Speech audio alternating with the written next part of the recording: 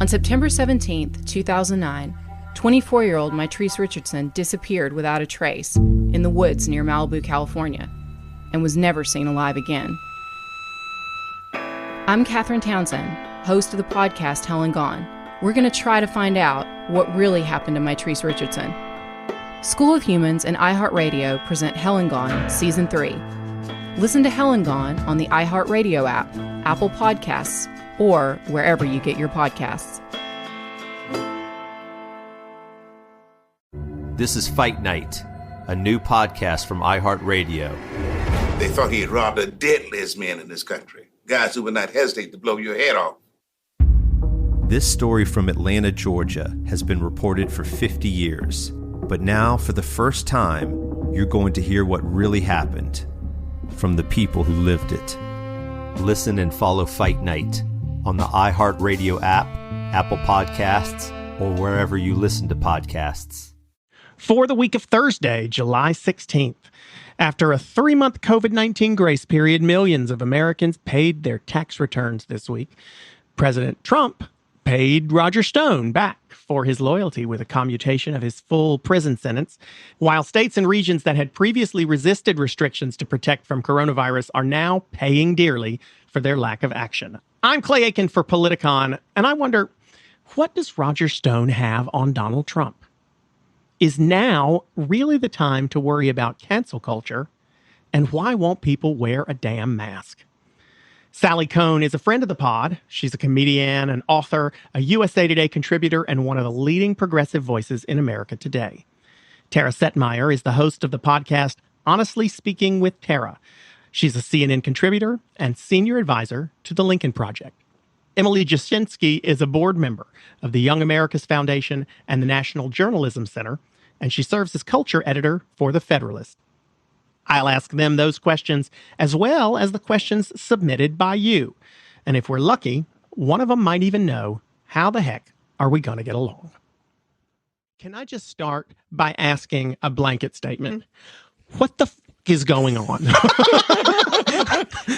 I mean, that's the question for this week's episode. What the f*** is happening? So we've got Roger Stone being pardoned. We've got states that, I saw this video this week of different people who had been talking about how wonderfully Florida and Texas had handled the pandemic in the early stages in April and May. They hadn't shut down, and they were really proud of how well they handled it. Well, those very states are now the ones where it's exploding. We've got, and then don't get me started on cancel culture. It's kind of everywhere. So I just want to know what the is happening. Emily, you start. What is happening? That's the question. That's all I'm asking this week.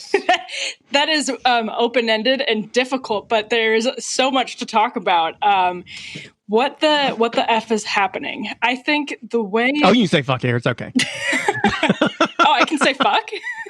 Go for it. Okay. Listen, the world is ending. It doesn't matter anymore. Let's just hope my mom isn't listening. Yes.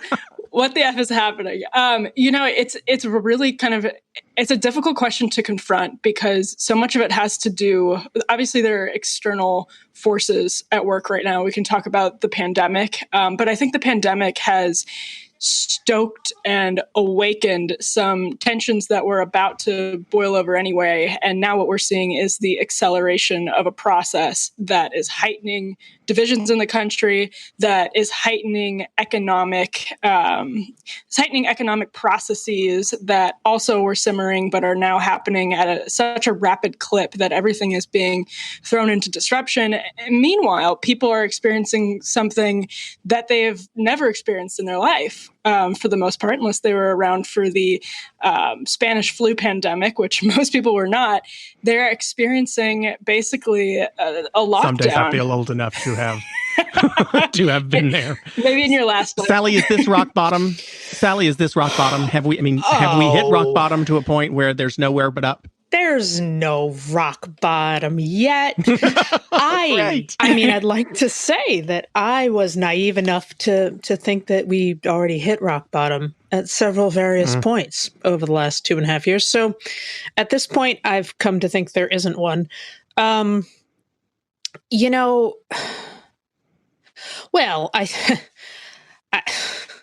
mean, first of all, I don't know. I'll say something because it's late and I'm furry-headed to begin with, and then the coronavirus just has my brain totally frazzled. But, what I think we're seeing is, on top of the colossal mismanagement of the actual apparatus of our federal government, which I liked to think, right, left, or center, we all agreed had one function, which is to protect the people. And I thought that meant just more than, with bombs and tankers, but, in exact instances like this. So beyond that sort of, that colossal mismanagement that is making the moment exponentially worse, I do think we are seeing a number of moments come to a head. There is no question that we are in the middle of a momentous conflagration of just historical realities, one of which is this, wildly runaway inequality, which was already threatening to topple institutions, structures, norms, had people questioning fundamentals of, for better or for worse, questioning fundamentals of capitalism and how it works and the role of government and talking about racism and sexism and sort of all of these things. So we had this mounting massive crisis of inequality alongside of when you're looking at technically, you're saying, oh, well, everything else is working, but it still isn't. So what's wrong? But also I think we're seeing a, generational, if not, epoch level questioning of two deep conservative fundamentals, one of which is the lack of trust or faith in science, and the other is the sort of deep resistance to, resentment of, or downright opposition to the institution of government. We're seeing what those two ideas and ideologies mean when you play them out to anywhere near their logical conclusion. And I think we're seeing a real titanic level of wrestling with how we come back from the brink, or for some, how we push those ideas, continue to push those ideas and push society off a cliff, right? I mean, this is like big clash of ideas and their implications kind of moment that we're witnessing in history. I hope people are pouring a stiff drink after that. Jeez, I know, Sally. right? I mean, you make me just want to say fuck all of it and just, drink myself into oblivion as the ship goes down. That's what we're doing today in general. I didn't realize those were mutually exclusive choices. I feel like that. I don't drink, and I feel like I'm about ready to start getting drunk myself. But let me try to give us a little focus, because I want to touch on all the things that Sally touched on too. But let's start just a little bit, Tara, with coronavirus and kind of as everything on this podcast must be about the political aspects of it. Because I think what Sally was sort of mentioning is that we generally do believe that there are one or two things, if that, in this country that aren't supposed to be political. But, the issue with this virus has sort of been politicized so much that I, as a parent, Sally, I imagine, as parents across the country are now in a place where we're wondering, do our kids go back to school full time? Do they go part time? Do they not go at all? And I don't know that first of all, tell me what you think. And is it possible that anyone in this government or in the public sphere at all is giving us simply the facts and not any political spin when it comes to what's best for our kids, what's best for our teachers? Or has everything become so politicized that it doesn't matter whether someone's giving facts or not? You're going to see Fauci being trashed by the White House or by people in the White House. I mean, what is going on? That's my question again. Yeah. When it comes to coronavirus. What's happening is we have a government that doesn't give a damn about the safety and health of the American people, of our school kids, of our healthcare workers, because the president of the United States has such a fragile ego that it took a bunch of his his minions to tell him he looked like the Lone Ranger and super cool in a mask, for him to put on a mask while he was using our... Wait, is that really how they got him to do it? Yeah, well, they had to convince him. They had to convince him to do a photo op with our using our soldiers. Nowadays. Well, he himself said that he thought he looked cool when he first put one on, kind of like the Lone Ranger. He actually said this in an interview. And then after he went to Walter Reed in what I found to be a rather despicable act of political expediency, using our wounded soldiers again as a political backdrop for him, as a photo op, because he still has not answered for the Russian bounty story. But they convinced him, well, where's a place where you can wear a mask and where we can get him to wear a mask? They were literally begging him to do this. And so it was Walter Reed. So when he wore the mask and we saw the video B-roll of it, you had some of his advisors and campaign people and the Fox News crowd tweeting out about how awesome he looked and how, powerful he looked and what a leader he looked like. Joe Biden put a mask on 3 months ago. This shouldn't be a political statement. Like, you said like the politics of this.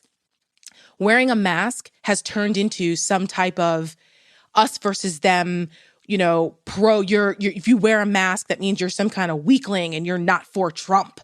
Like, how did this happen? How did it become a health issue that saves people's lives? Something as basic as wearing a mask. It's not exactly asking people to go to war or, go work in a rivet factory and rationing our supplies. No, they're asking people to socially distance, stay inside, and wear a freaking mask to save lives. And that has turned into what we see today, where you have these crazies arguing with people at Walmarts about wearing a mask and that it somehow violates their civil rights. Like, what the fuck happened there? Right? Where that, what I mean? I got Tara doing it. I'm from Jersey, so listen, it's natural Emily, for me. Is that She's is holding that fair? back on the cursing, just so we're clear. She's holding Emily, back. you talk about culture. You're the culture editor at the Federalist. Is it a fair statement to say? Because I think a lot of people believe that there are a whole bunch of folks out there who think that if you wear a mask, you don't support Trump. We've even seen some, videos, empirical evidence of people who are shouting that somebody must be a Democrat or a liberal because they're wearing a mask. Is that really the reason people aren't wearing them? Is it a political statement, do you think, for folks on the right? Yeah, so I think it is for many people on the right. I shouldn't say many people. I should say there's a section of the right that is the hardcore Trump MAGA base. And I think for them, yes, it is a political statement. But I think at the same time, it's important to distinguish and to make that distinction between mask mandates and masks as a heavy, full-throated recommendation. If I were a private business right now, I would absolutely be mandating masks in my establishment. It's different when governments do it. And, I think that should vary on local levels. But I've seen... What makes that different? Just help me. I can explain sort of as someone on the right, if the mask is going to become a political statement for someone who's a Trump supporter, it's because they see it as a sort of resistance to an encroachment on civil liberties, which is, I've never particularly understood it, because in certain moments over the past few months, the president himself, he's been photographed with a mask where he said masks are important, even if it's kind of with a wink and a nod. So, I don't necessarily understand that position, but I do also think, I'm a pretty, I pretty much endorse the use of masks. I think it's smart. I think more people should be doing it. But I was freaked out when I saw those pictures from Fire Island a couple of weeks ago, frankly, when I've seen pictures from pride parades or protests where people aren't wearing masks. That freaks me out too. And so I don't think it's just Trump supporters who are refusing to wear masks. I think there are a lot of everyday average people who are resistant to it. But that said, I do agree that it has become a political and a cultural symbol for the Trump base. Yes. Plain and simple. If Donald Trump my favorite part was Emily suggesting that gay people in Fire Island and Black Lives Matter protesters are everyday average people. I just want that on a T-shirt. Thank you. That was great. I love that. Are they not? But let's not pretend. I've been covering the protests. In my book, I've been they really are. moved. Totally. Yes, totally. I've been out at the White House covering the protests for weeks, and I've been really moved by a lot of the average, everyday people that I've encountered. So yeah, I completely think that's true. I know. It's just always so refreshing. And I mean this with the highest degree of respect to you, maybe not the right as a total, but it's always just so refreshing, to hear complimentary facts. Go ahead. Sorry. Whoever else was going to say something. I was just going to say that it's, let's not act as though Donald Trump from the very beginning took the position when he had plenty of opportunity during the daily coronavirus briefings to wear a mask and tell people that, listen, this is what we need to do in order to stay safe. If you want to get the economy back going, if we want to get kids back into school and try to get some semblance of normalcy, this is what we need to do and lead by example. He has not done that. We saw him photographed once with a mask, sort of, kind of, when he was at a factory somewhere, I forget now, where he wore it for all of 5 minutes and then it was off. And then you saw the pictures of him sitting there in Miami, which is a hot spot, when he was recently on a trip, right before the Walter Reed spectacle, where he was sitting there with his arms crossed, all, pissed off, and everybody else around him had on a mask, being sensible. I mean, the reason why we saw so many people being flippant, not just Trump supporters, but you saw young folks, the younger folks out there having a grand old time in Michigan and down the shore. I'm from Jersey. I was recently down the shore, and people were out and about at restaurants and on the boardwalk, no masks, because the tone was set.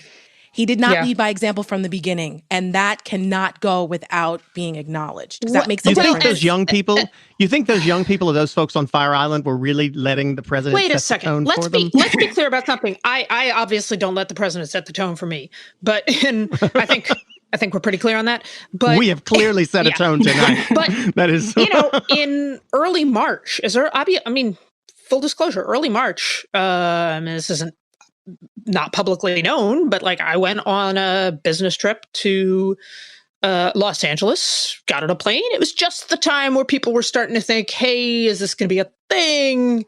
I brought the hand sanitizer. No one was talking about masks. There's none of that.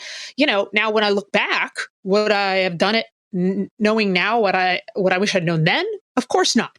Now, the question is do we live in a society, right? And this goes back to that sort of anti-government and the extreme kind of free market anti-government worldview. It's every person for themselves. You have to inform yourself, and you take your own safety and your own risk in your own hands, and be damn the world. Now, it was the job. I'm sorry, but it was not my job as a private citizen to know the full scope of health risks and to know what it is very clear now the federal government knew and could have, by acting on it more quickly, prevented deaths, period. Oh, for sure. Full stop, for no sure. question. Now, the other thing is, though, when we get to thinking about doing things for the greater good as somehow an infringement on civil rights. I mean, first of all, just the co-optation of the notion of civil rights in that way just I said makes civil my skin crawl. liberties. No. I'm sorry. But I've heard it too. I've heard it as a civil rights issue as well. But civil liberties either way is look, we require people to wear seatbelts. We don't let minors buy alcohol. We don't let minors buy cigarettes. In most states, we require people to wear... We don't let you walk down the street with your... We don't let you walk down the street with your ass uncovered either. Unless it's Fire Island. But in most states, we require people who wear motorcycles to wear helmets, right? And it's partly for their own good. It's partly because if they, have an accident and spill their guts all over the we don't want to have to clean it up. But I mean that our hospitals aren't right. There is a cost, right? Real human, societal, right? And the idea, I guess it's just, and here's the positive part of all this, right? Which is I do think that people who were getting very cynical, even in the middle sort of center of the country, were getting very cynical about government and about why government was needed. and who said things maybe, and myself included, when Trump was elected, oh, no, don't worry, our institutions will protect us. It turns out they won't. It turns out they're fragile. It turns out democracy is fragile. It turns out public health is fragile. It turns out facts are fragile. Journalism is fragile. All these things are way more fragile than we thought, and they actually do need us to safeguard them, just like we need some sense of our greater good looking out for all of us to tell us things like, oh my God, there's a pandemic coming. Don't get on a damn plane and wear a damn mask. So Emily, not to put you on, and because you've come out right out here and said that you do support the wearing of masks. So I'm not going to put you in the category of those conservatives who are against mask wearing, et cetera.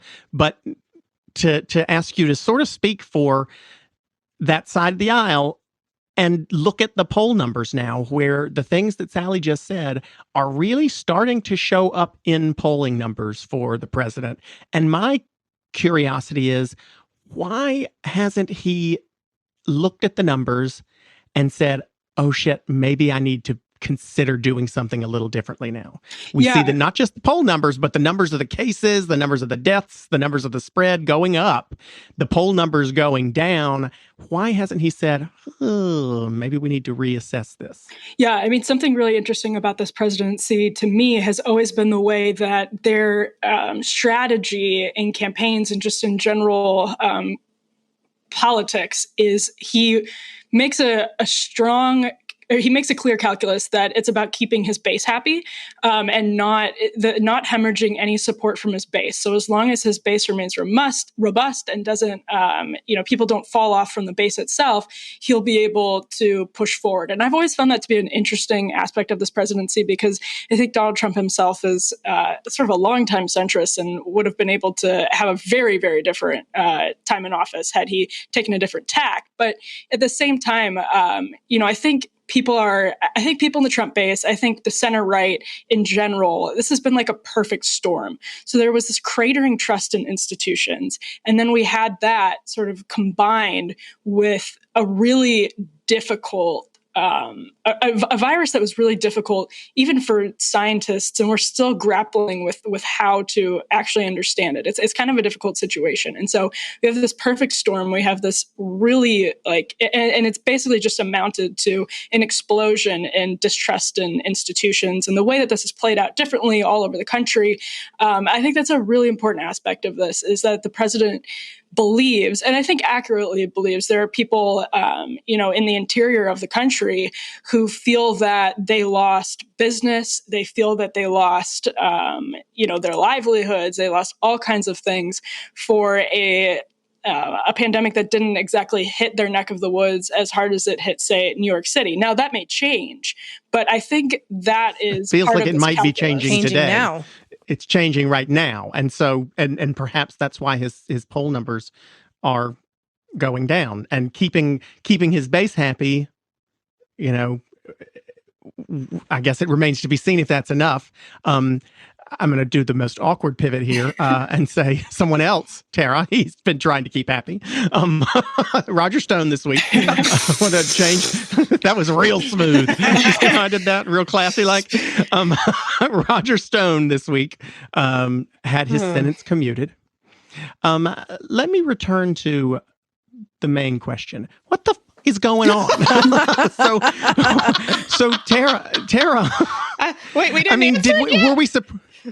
Were you surprised by that, Tara, first of all, by the fact that he actually did commute Roger Stone's sentence? I was not surprised that he commuted his 40-plus year long friends sentence. No, because that's what, mafia boss type figures do when they have power. But he didn't commute Michael Cohen. No, because Michael Cohen was a rat. Michael Cohen was a rat. But he also he hasn't helped Paul Manafort. Not yet. Not yet. He will. I strongly believe that he will pardon or commute the sentence of Manafort before the end of it. Are you saying that you think he's loyal? Yes, Do you think absolutely. he's loyal to these people, or do you think they have something on him he doesn't want him to talk about? It's both. That's the way it works in these types of like criminal enterprises. And when you have something on someone and you don't rat on them and you remain loyal, you're rewarded for it. And it doesn't go both ways. He said as much. Yeah, This isn't Roger like a Stone secret. admitted it. Roger Stone admitted Trump it. said it. That's correct. And let's just not forget, Roger Stone is nobody's freaking victim. Roger Stone is a despicable, dirty trickster, self-proclaimed, has been in the dark arts of politics and criminality for decades. And he was involved with the Russian intelligence agencies to facilitate the hacking of the DNC and Hillary Clinton and pass that information on to the Trump campaign and lied about it. And Trump was willing to take the information. The Mueller report talks about it. We know we know from the Roger Stone trial what was going on there. This guy deserves to be in prison. And the fact that the president of the United States decided that he was going to commute his buddy and reward him for being quiet, for to protect him from the potential crimes he committed, I think is a disgrace. And I am a conservative lifelong. And I remember when conservatives used to be about the Constitution and law and order. And there is nothing lawful and orderly about Donald Trump's presidency, for one, and this commutation. When I worked on Capitol Hill, I personally worked for 2.5 years on an effort to get 2 Border Patrol agents who we felt were wrongfully convicted and imprisoned for 10 years, commuted or pardoned by President Bush. And I can tell you there are thousands of people in the system who have been wrongfully convicted or wrongfully imprisoned with unfair sentences that are worthy of the presidential power of pardon and commutation. Thankfully, my border agents we were able to get a commutation for them, and their lives were saved and they did not have to spend any more time in prison. So the president of the United States to use that power guaranteed by the Constitution, no one's saying he doesn't have the power and authority to do it. He does. That's just because you can doesn't mean you should. And by him doing this with Roger Stone, it just spits in the face of so many people who work on criminal justice and all the people who go through the pardon attorney and the process to try to get people worthy of these types of pardons and commutations. They just get thrown by the wayside because they're not politically connected or have something on the president and didn't rat on him, quote unquote. So they don't get that preferential treatment. I think it was despicable and an absolutely just a miscarriage of justice, and conservatives who claim to be law and order should be ashamed of themselves for lionizing Roger fucking Stone. Hey, but Tara. But what about Hillary's emails? Yeah. Sorry. Yeah. Sally, does there come a point? Okay. Well, you know what? You kind of make my point there. Well, you don't make my point. You asked my question for me. Does there come a point where it behooves Democrats or progressives to just sort of, in this election year, roll their eyes at something like this, say, add it to the pile, and perhaps not scream about it as much? I mean, is there a new case that's going to all of a sudden change the minds of the 35% of people who are going to stick with Trump no matter what? Does it even matter to? Does it even? God, I sound like an idiot too. No, I got fuzz on my brain. It's okay. But you understand my question. Does it? Coronavirus is frying all of our brains. So you've made half cogent sentences out of your food hole. I think you're doing great, Clay. Thank you. Here's the thing. I think the thing with Trump, right, is he, and this is incidentally something he learned from Roger Stone, is a master of distraction. He is very aware that we as human beings, and certainly in this country especially right now, have a short attention span. He bets on that, and he also is very aware that the media in particular, social media as well, but media in particular, just loves the latest scandal. And is scandal, gossip, rumor, driven. And so one of the dangers with this presidency, and it's a constant danger and a constant hard calculus to make for anyone who either opposes him or even just wants to hold him accountable, is to not pounce on every single little tiny thing, right? When he, makes some asinine, crass, ridiculous sort of dog bone of an attack that is really just meant to bait people. I think that is important for the Democrats to sort of keep their eye on the prize and stay above it. Stuff like this is corruption. This is corruption. This is a president who has habitually over time shown a disregard or outright interest in flagrantly violating the Constitution and the laws, using over and over again his position for his own personal power and gain, putting his interests ahead of the interests of the American people and national security, over and over and over and over again, and doing so again in this instance. So this is the kind of thing that shouldn't be harped on as a, gossipy, gutter sniping kind of moment, but as endemic of a broader pattern of someone who is ill-suited to, frankly, hold any office, but certainly not the highest office in this great nation. So I think it's entirely, completely, thoroughly appropriate, and it's appalling. It's appalling. Has he not also done a very good job of making enemies out of the people who he needs to be his enemies? I mean, he's arguably been able to accuse certain relatively unbiased people in the media of being biased so much and attack them so much that an average person might not believe that it was possible for Jeremy Bash or Philip Rucker, correct, these reputable journalistic outlets who would be unbiased.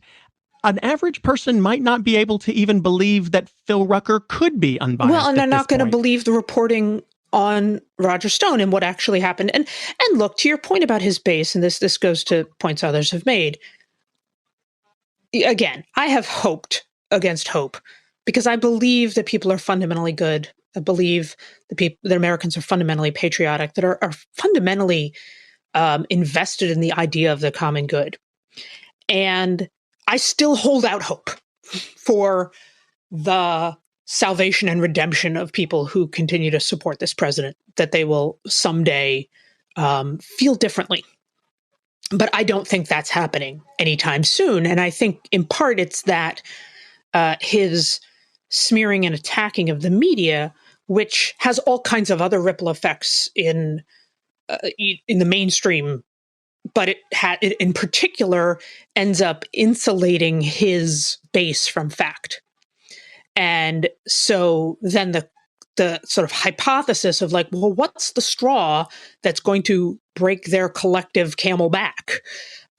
Is there is no straw if it actually, now I'm straining my metaphor, but if the camel can't get the straw because they can't work your food hole there, Sally. Because they can't, because there's no source that they trust that would actually report on that piece of straw, right? So in that sense, he is really building his own sort of bunker, if you will, around his base. Now, I have to tell you, by the way, where these stories intersect, for the longest time I thought, because I'm cynical, Tara knows this, Clay knows this, I thought, oh, he's just going to let this virus keep going because it's killing people in like liberal cities, and it's especially killing Black and brown people. He's just going to let this keep going.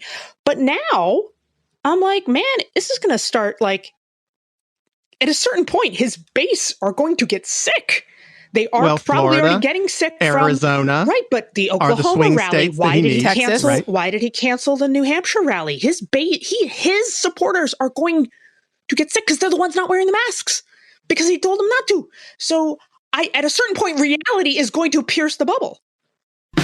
I'm Dr. Wendy Walsh, host of the podcast Mating Matters. I believe nearly every human behavior is motivated by a desire for love, sex, or to hedge your reproductive odds. I think women have this ability to plant these mental bombs into a man's mind. But the thing about humor is that the value of humor, it goes up. We're wired to reproduce. To them, it was a super female. It was a giant female.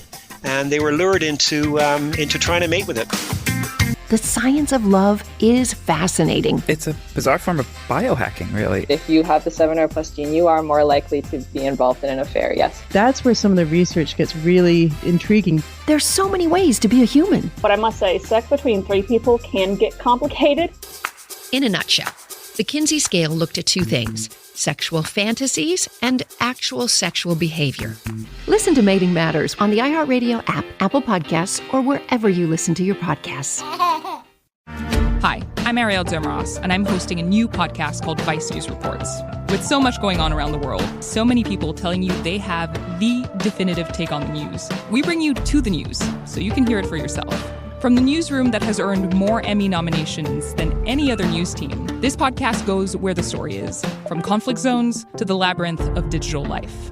You've never traveled quite like this. Get the Vice News Reports podcast on the iHeartRadio app, Apple Podcasts, or wherever you get your podcasts. Is there a straw, Emily? Or can we just dispense our... Let's just dispense with the notion, like Sally says, there is no straw, and it is it a waste of time to try to change people's minds about Donald Trump being evil / corrupt / I mean, is it completely a lost cause, as most believe, Emily? This is a really interesting question. And I actually wrote a story today kind of coming at it from a different angle. And this is sort of like the glass half empty, glass half full experience that I think the left and the right are having during the Trump presidency. So I absolutely think that there's a slice of Donald Trump's base that is obsequious and loyal to unquestionably to a fault, that is incapable of admitting his wrongdoing, which there are many, and I would certainly rope his association with Roger Stone, period, into that. But, my question is, I remember waking up conflicted about the presidency on the morning of November 9th, 2016, thinking, well, you know what, at least if we have a Trump presidency, if the press can't do some soul searching and come out better on the other side, if they can't be shocked into a course correction after the freaking host of Celebrity Apprentice defeats a former Secretary of State for the presidency, what is going to happen? And I think what we've seen, I pulled a quote from Brian Stelter, who said, this was the Acela corridor. At the time, he explained Trump's victory as being, basically the press is too insular, and you have the Acela corridor, and this was a rural roar that the media was too coastal to hear. He used the term rural roar. And instead, what I think we've seen is the media go in the opposite direction. So while, yes, I do have... That's what Barry Weiss said this week, too. Is that not right? I mean, did she say... Barry Weiss, in her resignation letter from the New York Times, said sort of what you just said, which is that the press moved further to the left, in her estimation, instead of trying to find out what the people in the rural areas wanted or needed. Right. And Barry noted that she was hired as part of this project back at the time of the New York Times to sort of include other perspectives so that we can debate them and probably have a better come out of that with a better understanding of everybody, which is something that this program does successfully in and of itself. But, I think that's, to me, yes, absolutely there are problems with some parts of Donald Trump's base, which is not exactly the Republican base. There are a lot of Rust Belt Democrats that make up that base. And so is that base loyal to a fault? Absolutely. Are they insulated from facts? Absolutely. Are there certain outlets that feed that? Absolutely. But at the same time, this is a consequence of a broader, deeper issue, which is institutional distrust. And the media is a huge part of that. And there has not been a course correction. What we've seen, in fact, is the opposite. Well, so Tara, Barry Weiss would argue herself that she in some ways got canceled because she was not willing or able or capable of being as, I don't know if she would use the term liberal. I think she's come across or tried to come across as a centrist, but she argued in her, I'm very much paraphrasing, argued in her resignation letter, open resignation letter, that she felt the media, the news media, and the New York Times in particular on their opinion page was trying to speak too much to the far left base and sort of placate what it was that they believed was appropriate on the far left. Is that a valid argument that she's making? Do you think that that some of the press has overcorrected from Trump's base and tried to be the polar opposite, the foil to that, the mirror image to that, in the news media? Yeah, I think that there's some validity to that because of just how egregious the Trump presidency has been and his attacks on the media, that was the natural counterweight to it. And I think there was an overcourse correction to some degree. And this isn't new, really, though. I mean, if you are right of center, it's been a challenge for a long time to kind of be accepted in the mainstream media. It's something that as conservatives we had to deal with, which is why Fox News was created, right? Now Fox News has gone off the freaking deep end, and that was, and then obviously talk radio and those things where there were other outlets for conservatives, but that has all just gone like death cult route at this point. So you think that this canceling is a counterweight? I think it's because it's complicated, because I think that there are I don't really know much about Barry Weiss. I followed this a little bit, kind of on the periphery, but I understand. But not even her story only, but generally right. canceling. But in general, I kind of feel like there has always been an uphill battle for conservative voices to be taken seriously in mainstream media, and then there was an opportunity for that at one point. But then when Donald Trump started, it didn't take long. Like even CNN was making an effort to try to be as balanced as possible in the beginning of the Trump presidency, right?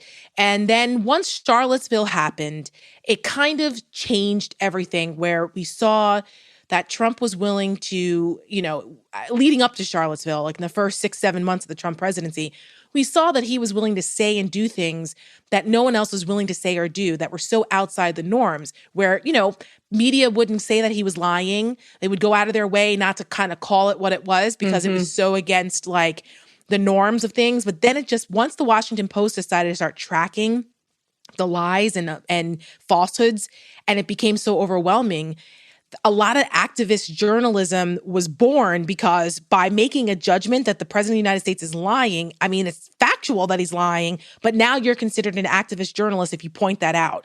There were just so many things going on that were so egregious that I just think that people who were watching this, who know the facts, were just, we got to call a spade. So but when it comes to the opinion side of things, because the reporting side versus the opinion side of newsrooms are two different animals, and some would argue that they've meshed into one. It's complicated. I just think it's complicated. Sally, can they get their reputation back then if they have become activist journalists in some way? Will they be able to return to unbiased journalism and be trusted? That's a wildly loaded question, Clay. It presumes that there was such a thing in the first place, right? And look, I teach in a school of journalism. There's an active debate, and there always has been, about, is there such a thing as unbiased journalism, right? What does that mean? If we all bring our biases to the table, we are all human beings with perspectives. Is it possible to leave those at the door? Or do you name them? Or how do you address that? And on top of that, by the way, there's a whole set of, layered onto that conversations about, in particular, race and gender, right? The assumption that, you can be quote unquote unbiased or neutral, if you are if you represent the majoritarian voices and perspectives, but that, can you be a person of color objectively, quote unquote, objectively reporting on the Black Lives Matter movement, et cetera. Those have been historically, those are conversations that have gone on for a very, very long time. Is there an answer to it? Well, let me just back up a second and say, and look, I am no fan of canceling anyone. I happen to believe that as a left, you have to act on, inculcate, and in effect make the road by walking the values you want to see in the world. And when you say you are inclusive, that means inclusive of everyone, including inclusive of people you don't agree with. And conflating people's ideas people, and even including people's questions and confusions and doubts and conflating ideas with identity is deeply dangerous. And also, by the way, assuming that those of us, wherever we may fall on a spectrum of enlightenment, assuming it's some kind of linear progression, that those of us who are further down along the road were somehow born there and didn't have a process of learning, growing, changing, where people were generous to us when we asked dumb questions or said dumb things or hurtful things. So that's sort of where I come at from a values perspective. Now, I do think what happened, and this isn't unique to media, because I do want to point out, by the way, there were massive uproars about when the New York Times, for example, did deep dives into Trump voters and even around Charlottesville, around white nationalists and so forth, and arguments that they were coddling them. I mean, bear in mind, some of what led to Barry Weiss's resignation was the Tom Cotton op-ed arguing for more violent crackdowns on Black Lives Matter protesters. So one could make the case either way for where journalism has gone. I do think what's happened in society is that part of the reaction to Trump and to the, well, frankly, for lack of a better word, culture shock he represented to, I think, a majority of Americans who had assumed, however imperfectly or haltingly, that, that long arc of history was going to bend toward justice, inevitably, eventually. The fact that he could represent a set of values so overtly that were so odious and offensive in every sense of that word to the values that most of us, I think, hold dear and had kind of taken for granted. I think the kind of cultural writ large reaction to that, it could have gone two ways, right? It could have gone wow, we have more work to do than we realized. Let's have more conversations. Let's be more open. Let's, as my friend Anand Giradharas has said, let's make sure that, there is room among the woke for the still waking. Like, let's be gentle and generous. Let's be say that again. Who said that? Anand Giradharas said there must be room among the woke for the still awakening. And it's this notion that we can still be gentle and generous with each other. And on the other hand, there was, and I understand this, an impulse to sort of double down and be even more emphatic and clear in defining yourself or your tribe as not that, not Trump, not whatever that, to become more clarion, I guess, in a set of views and values, and that can easily slide into more rigid, et cetera. So I think that's what's happening in the culture at large, and it's playing out in all kinds of different facets. And it's not just a media generated phenomenon. What's interesting this question may combat that last sentence, because what's interesting to me as we've had these episodes over the past 3 or 4 weeks, I have yet to speak with anyone as a guest on this podcast who has been pro-cancel culture, who has been in favor of canceling people. Everyone who we've spoken to, and the producers have tried to pull people on as guests who would defend the cancellation of X, Y, or Z. But no one has spoken out and said, yes, we believe cancel culture is the right way to handle this. And yet, despite all the people who I speak to in my life and all the people who I've spoken to on this podcast saying, no, cancel culture is not really the way we should be handling this, or at least not the best way to handle it all the time, still, it seems like every day, Emily, we see another story about someone who is being canceled, or a team that's being renamed, or a school that's being renamed. It seems as if, though, despite everyone telling their family and friends, no, I don't think canceling is the right way to handle this all the time, we're still doing it. We're still talking. We're still seeing it in the news constantly. And it makes me wonder, Emily, was Barry Weiss in some ways right about the fact that Twitter is leading the conversation? That are these things happening because there are 600 people on Twitter who are calling for the cancellation while the rest of us are sitting here and saying, maybe we shouldn't jump that far. It's Is so Twitter funny. leading the show? The way that you ended that question is perfect, because as you were leading up to the question, I was thinking, it's Twitter, it's Twitter, it's Twitter. And I've written about this many times. You can actually draw a direct line from Twitter to a lot of these so-called cancellations. And it's fascinating that you say it's difficult to actually get anybody to come on and defend cancel culture. And I think you're right that that's partially because it is limited to a small group of people that have a megaphone, and because of the way because of the state of the journalism industry, a lot of these stories where reporters are kind of lingering on Twitter all day get amplified because it's click culture, and it's a good story. And I remember a couple of years ago, this is one of my favorite examples.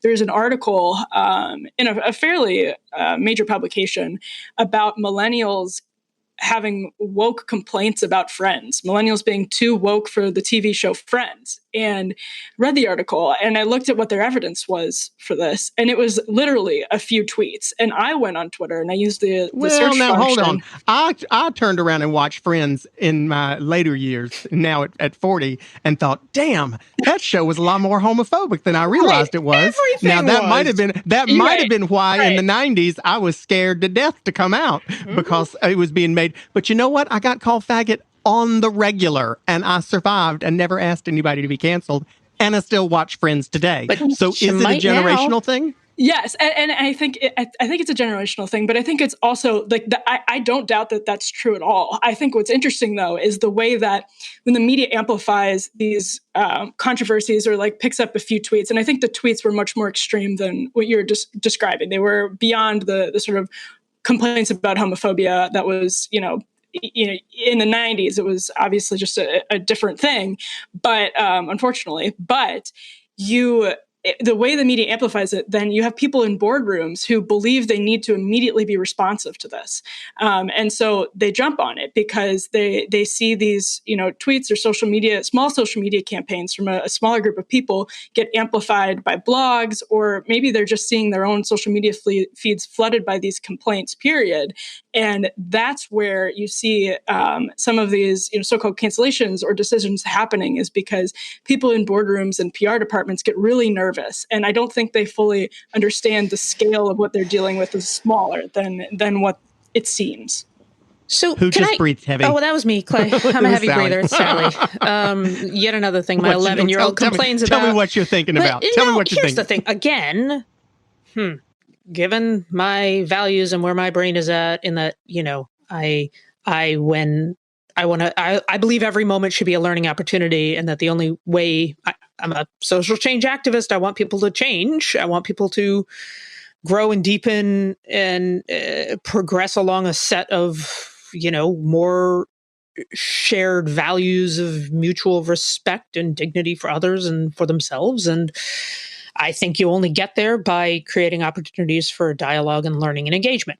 All of that being said, I do think I want to sort of challenge your premise, right? It's not that you can't find people who would support quote unquote cancel culture. Cancel culture, by the way, is a phrase that is used by opponents. So it's sort of like, right. I mean, it's hard to find then supporters who would maybe use that phrase. But even then, what is true is that most of those of us, for justified or unjustified reasons, who are whimpering about it, are the people who have platforms, who have a certain amount of notoriety, who at this stage and who are scared of being canceled, have fear that they have more to lose than to gain. And what is true is that this is we can say it is more, maybe more toxic, maybe more amplified, maybe more unforgiving. We happen to live, again, I think that has more to do with the moment we're in and the fear of this sort of deeper resentment that's mobilizing a Trump base that people feel is kind of unyielding and hopeless. And in the face of that, people saying, to your example, if I get called faggot, maybe 10 years ago, 20 years ago, I would have sucked it up. And you know what? The next generation friggin' good on them if they don't suck it up. And that this is a next generation. Every group of young people is always a little more unforgiving, a little more, strident. And they have some new tools that amplify it in more powerful and potent ways. But in fairness, the people who say that what this really is people on the margins holding the mainstream accountable, there is some truth to that. That doesn't mean, again, I personally like it in every single instance, and I don't bucket the stridency sometimes. And the personalized nature of it is hard for me. It has been very hard for me, but I also appreciate accountability and that the mainstream sometimes has to move and shift and even get uncomfortable for the margins to find voice and power. But my tool personally to not be offended by the word faggot was to not be offended by it, because it took the power away from those who used it against me when I said, I'm not going to be bothered by that. I don't care. You say what you want to say. I'm not suggesting that's the way that everyone needs to handle it. And certainly there are people who aren't able to handle it in that way. And those who continue to use it aggressively should be stopped.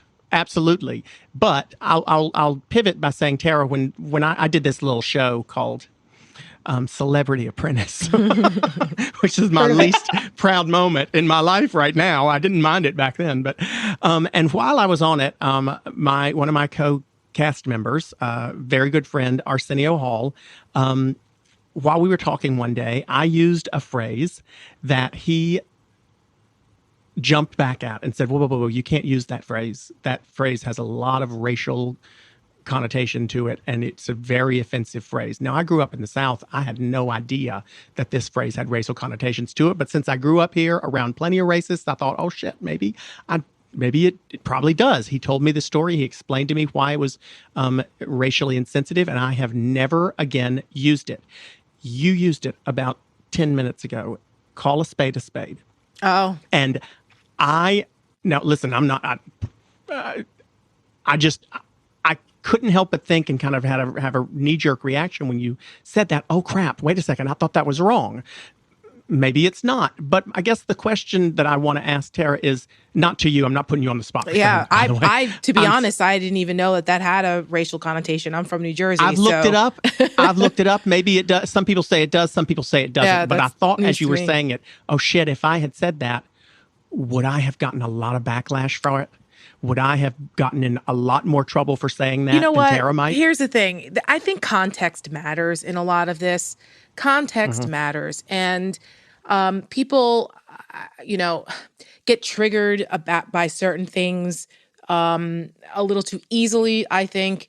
And the context of it isn't taken into account. And I think that matters. We have to be very careful with hashtag activism.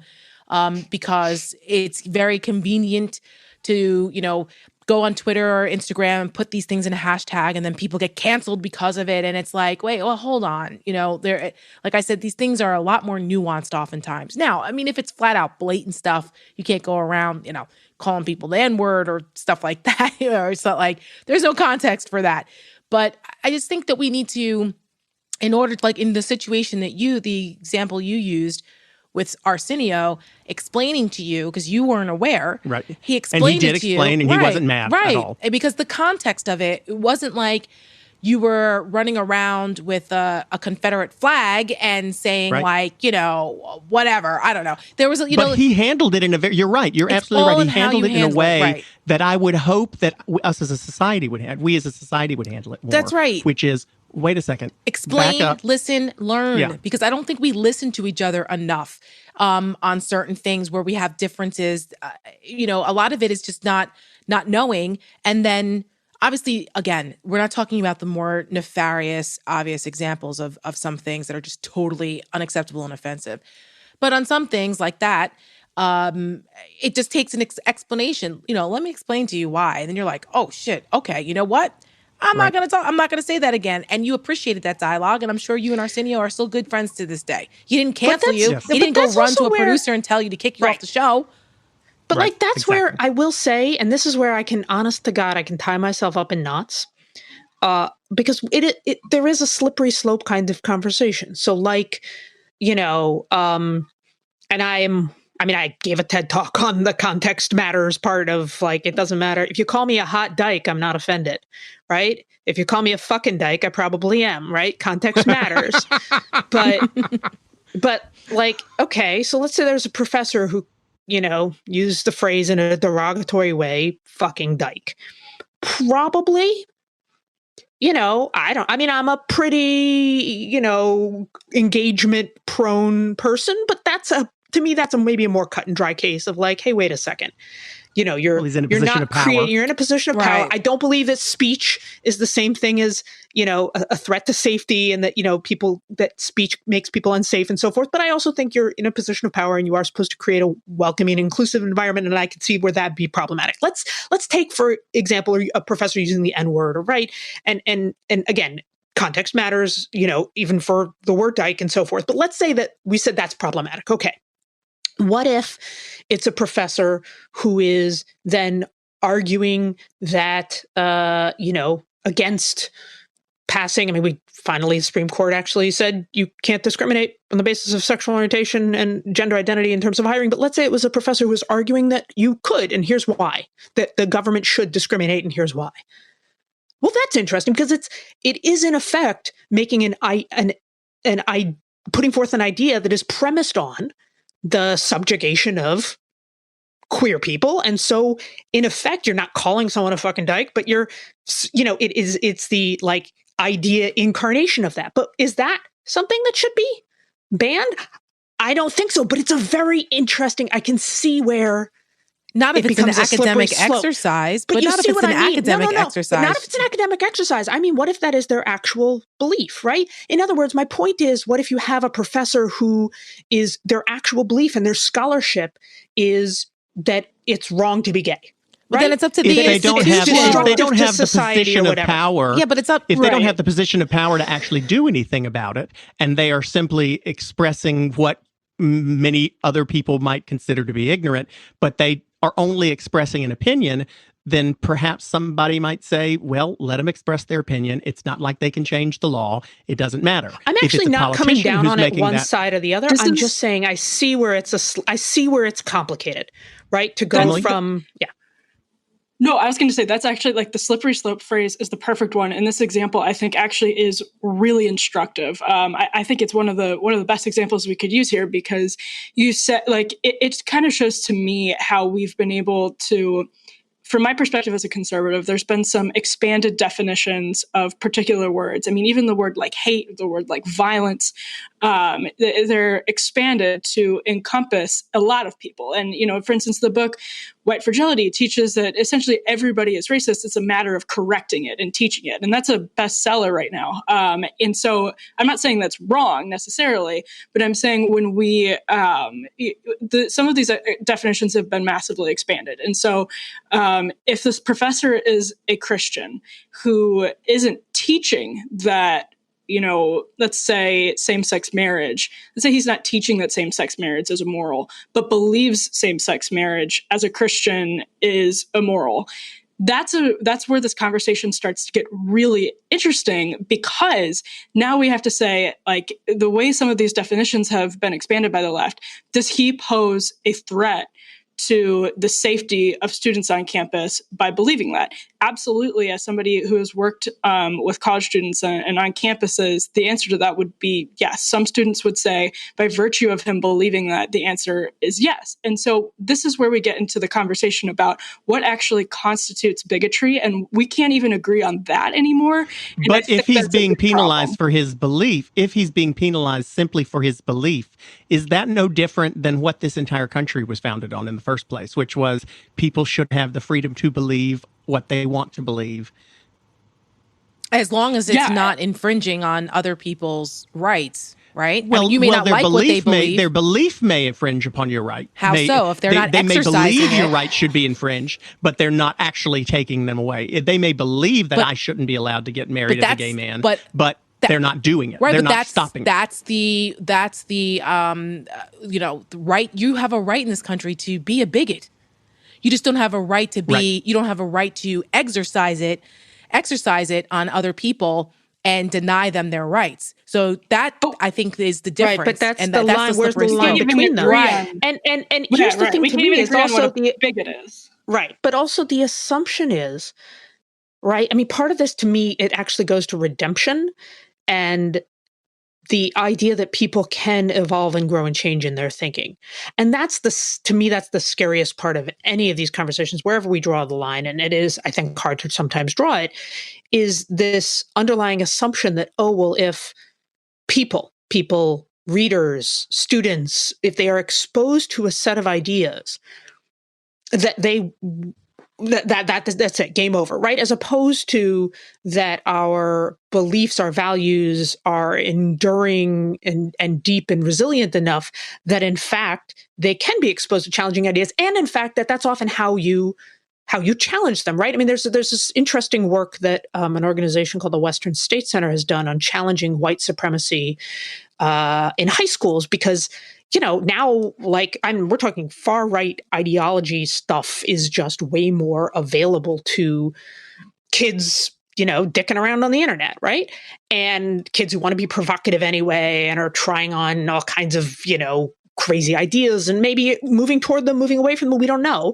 But their whole approach, their whole toolkit that they train educators on is that if a kid brings up some, parrots some far right ideology, either repeats it or even asks a question about it or something like that, everything in our culture right now says shut it down, right? Maybe that kid maybe should get sent to the principal's office or expelled, and their whole methodology and approach and training for educators is no, in fact, like, have the conversation. Here's how to have the conversation.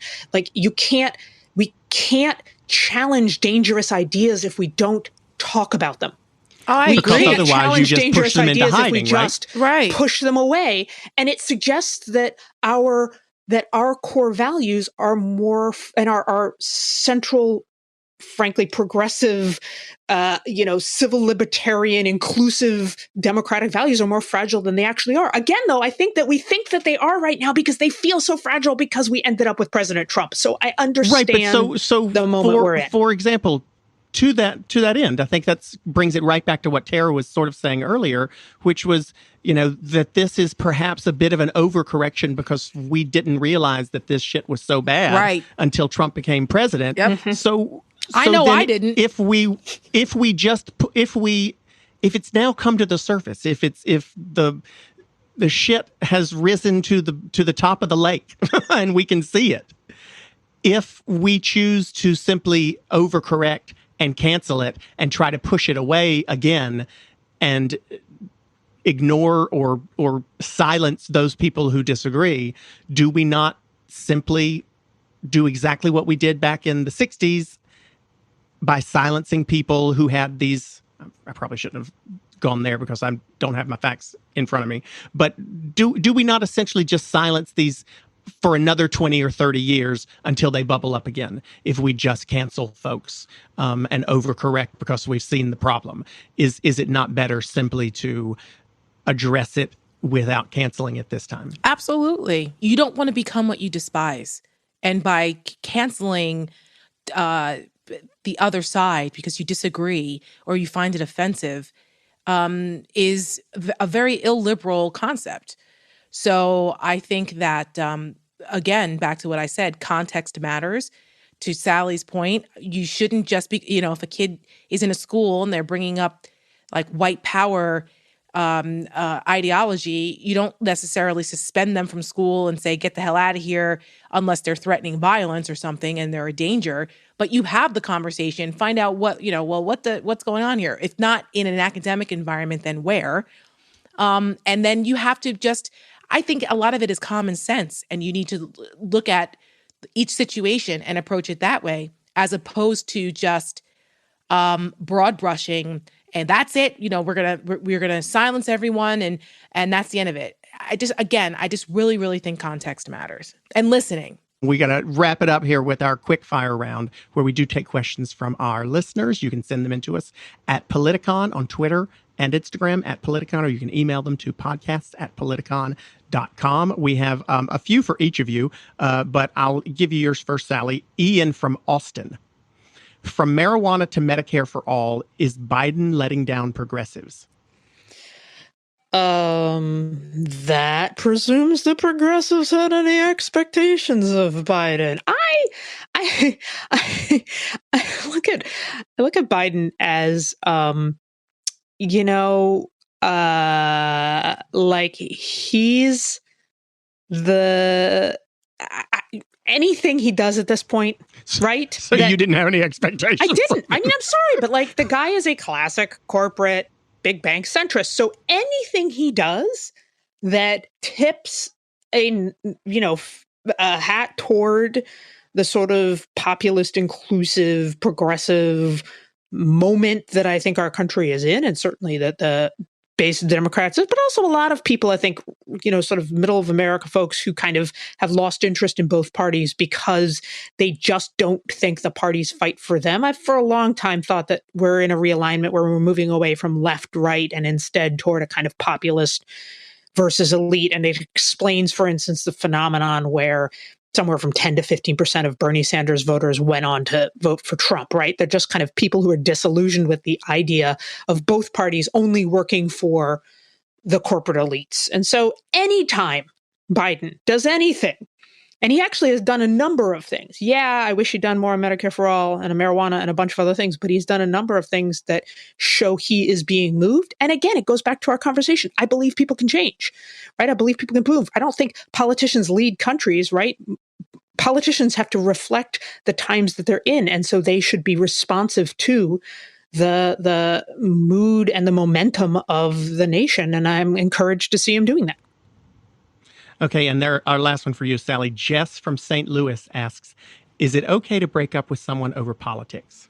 It's an advice column now, apparently. Well, why did you even date the person if you didn't agree on politics? Isn't that like the first question? How dare you even give them a chance if they disagree with you? I mean, I got to tell you, I used to really, really puzzle over Mary Madeline and James Carville.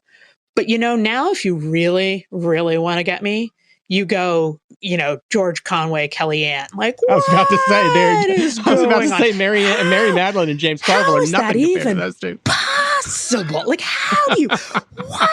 I'm sure there's a story, and we'll hear the story, and But look, if politics isn't important to you, then no, of course not. If politics is important to you, then I would imagine again it comes up on the first date. I think that's the level where it's not like, I don't think breaking up with someone is canceling them or refusing to engage. You get to, kind of have your own little protective bubble in who you date and sleep with.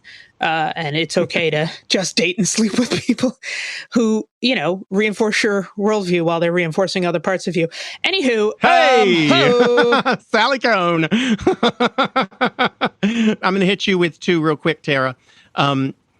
Although I hope I can pronounce this name. I'm assuming it's Johan from Seattle. If Trump loses this election, will he run in 2024?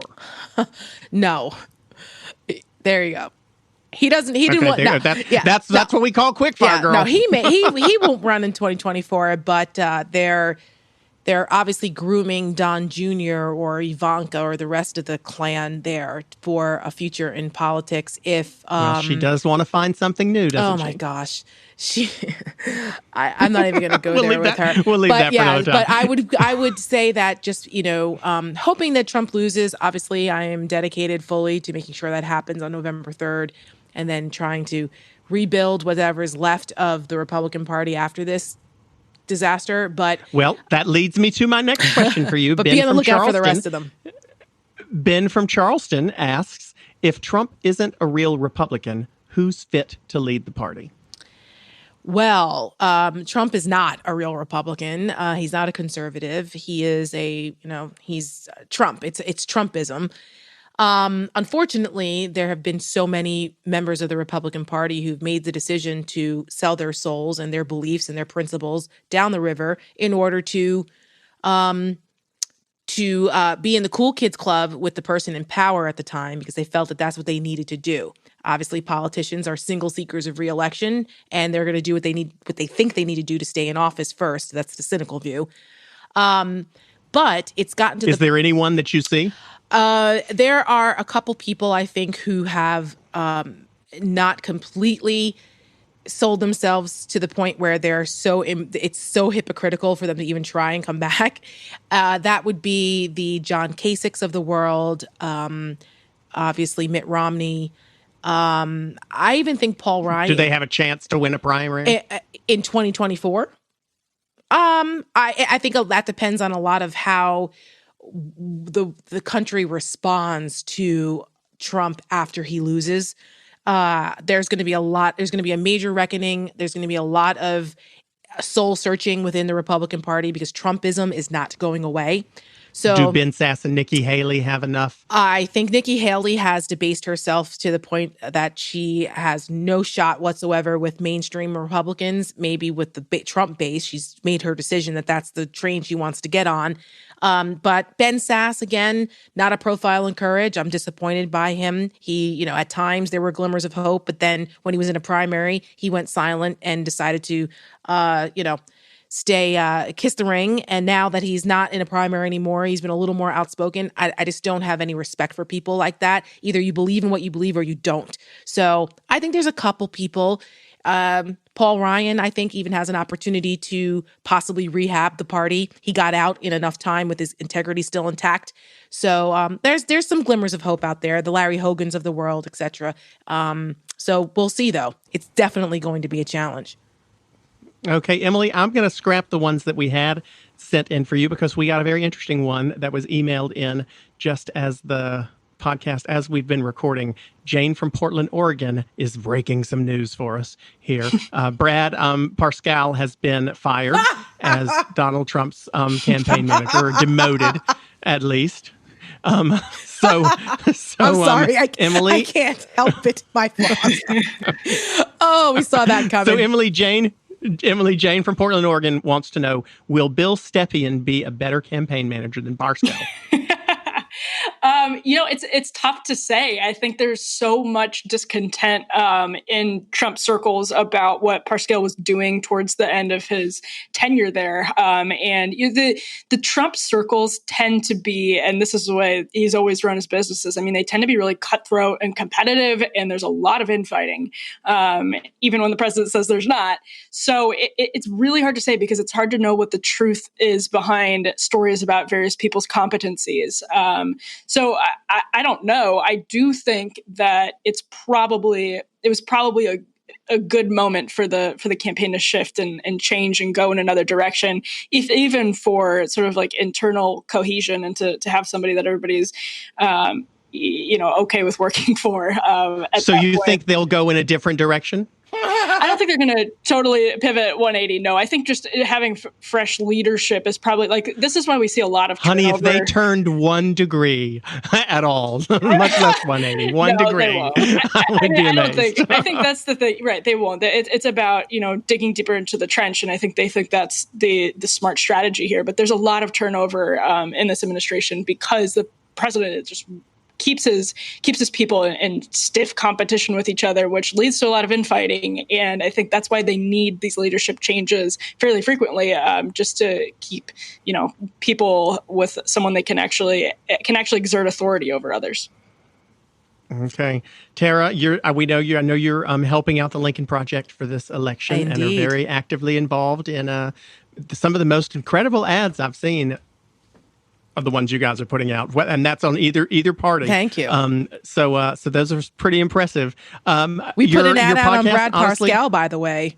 That was did you? You had it ready, had it in the can. Maybe you're the reason. They may re-up it, but this was a few weeks ago after the Tulsa disaster, where yes. That and I actually think it was before Tulsa, to be honest, where I forgot what Brad did, and it was the story. It was the cover story about him and how he has Ferraris and these mansions and how he's made so much money and become a multimillionaire off the back of Donald Trump's campaign. And, Trump doesn't like anyone having more shine than him. His paycheck just got decreased. Yes, I guess he's going to have to sell one of them Ferraris now. But yes. Honestly Speaking with Tara. Yes, that's the comes podcast. Out on what days? It comes out usually on Thursdays. It usually on Tuesday or Thursday. The news cycle has been so crazy, but people can find it everywhere. Honestly Speaking with Tara, everywhere podcasts are downloaded. and at honestly_Tara. Indeed, yes. On all the social medias. I'm so bad at social media. media. It's on Twitter. But you can find it, and we'll make sure sure that you're tagged on all of our Politicon stuff as well. Honestly_Tara. That's right. And of course, we see you on CNN all the time. Thank you. So, Emily, where can we can read your stuff on the Federalist? Anything that we should be looking forward to hearing from you anytime soon? I would just encourage people to check out our YouTube channel, because we've been really working to put content there. Everybody has feels like they have more time to fill these days. And so we're bringing a lot of long form conversations. Podcasts are great for that kind of thing with thinkers. You just did an interview with Ted Cruz, right? That's right. Yeah, we just did an interview with Ted Cruz and Michael Knowles, and I got the senators' feelings on some of the big government mentality that I think is creeping into the Republican Party, TikTok and China and all that good stuff. So I would recommend our YouTube channel. I think there's a lot of good long form stuff, substantive conversations going on there. But otherwise, yeah, all my social media is just the very boring at Emily Jashinsky on Twitter and Instagram. So that's where you can find me.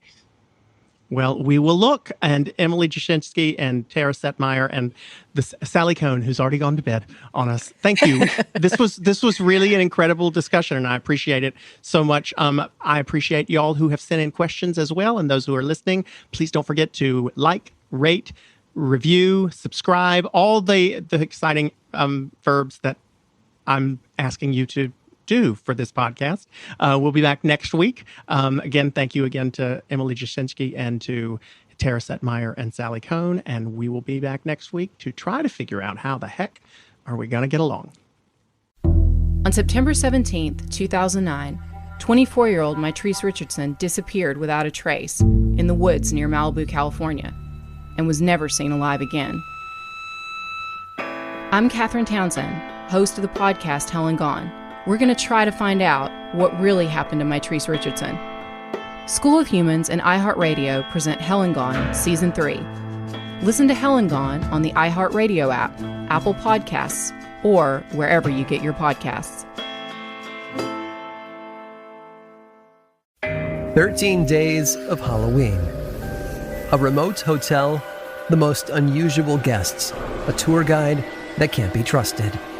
And the newest arrival is you. Why are you here again? They sound like someone you trust. I know you can hear me. Starring Keegan-Michael Key as the caretaker. Please make yourself at home. After all, this is it.